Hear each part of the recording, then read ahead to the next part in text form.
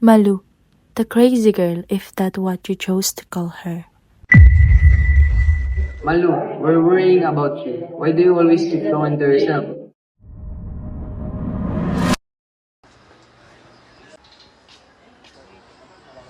There she is again.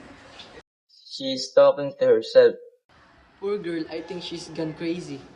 She learned that not everything that shines carries light. Like the honor student whose success was built on dishonesty.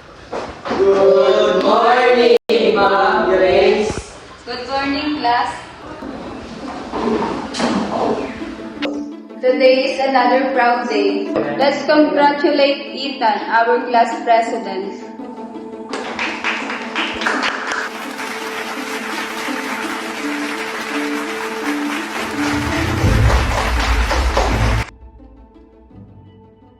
Ma'am, may I talk to you after class? Later, I'm meeting.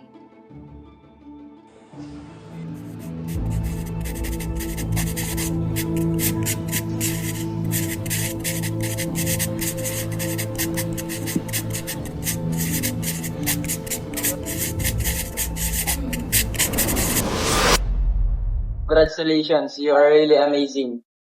I wish I were smart as you.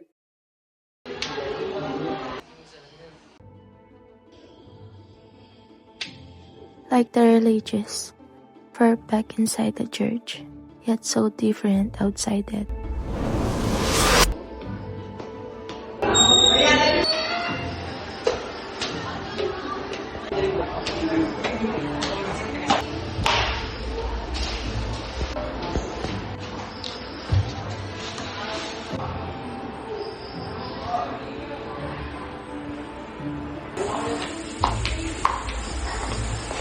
Church is so tiring, but it's okay.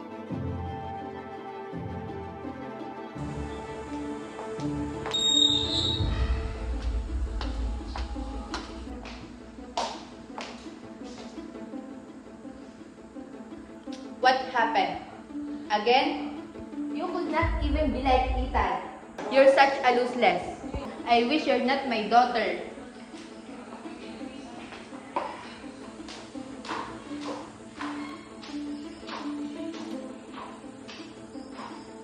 Like the good father, generous to everyone, but kindness that carried darkness.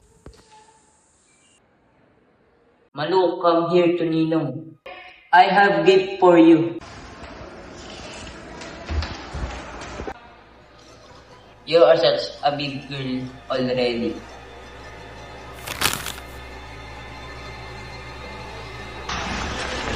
No, stop! Ninong! Stop, Ninong! No! Stop, Ninong! Malu, And yeah, I'm Malu, the daughter who longed for love, but found silence.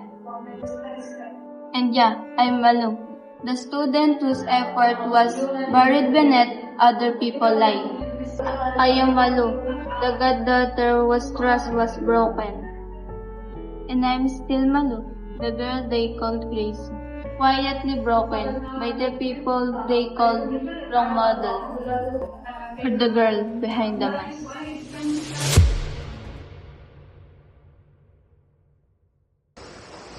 I'm sorry. We believed what we saw. We never asked what you were carrying.